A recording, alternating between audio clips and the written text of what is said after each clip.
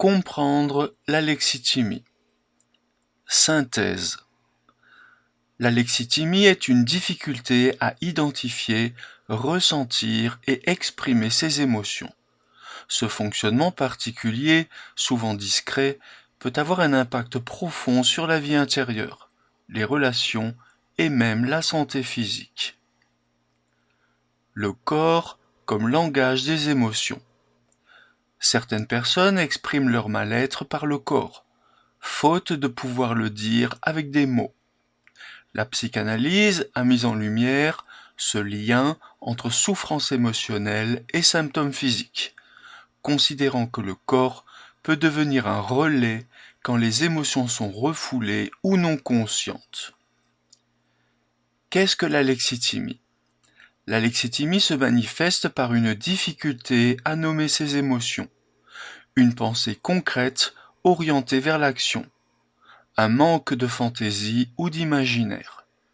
Ce n'est pas un manque d'émotion, mais une incapacité à y accéder mentalement. Les signes dans la vie quotidienne.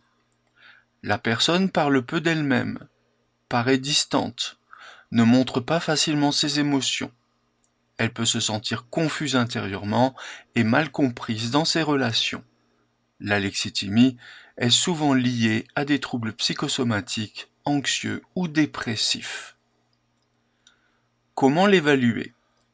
Les professionnels s'appuient sur des entretiens cliniques, des questionnaires d'auto-évaluation, l'analyse du langage spontané et parfois des tests projectifs. Le but est de comprendre comment la personne vit son monde intérieur. Ce que montrent les recherches. Les études ont confirmé que les personnes alexithymiques ont une parole plus factuelle, moins d'expression émotionnelle, une imagination plus pauvre, un style de langage peu modifié selon les contextes. Elles réagissent souvent de manière similaire, qu'elles soient seules ou en interaction. L'accompagnement thérapeutique. Le travail thérapeutique demande patience et adaptation.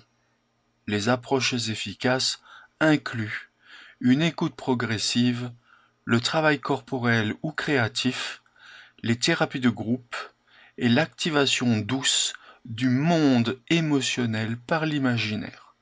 L'objectif est de favoriser l'émergence d'une conscience émotionnelle, même fragile. Les réflexions éthiques et culturelles. L'alexithymie interroge aussi notre rapport collectif aux émotions. Elle peut être influencée par la culture, le genre ou l'éducation.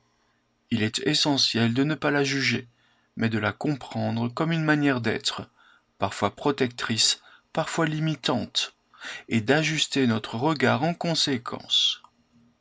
En conclusion, l'alexithymie ne doit pas être vue comme une anomalie à corriger, mais comme un appel à mieux écouter ce qui ne se dit pas aussi facilement, à reconnaître d'autres formes d'expression et à respecter les rythmes singuliers de chacun face à l'émotion.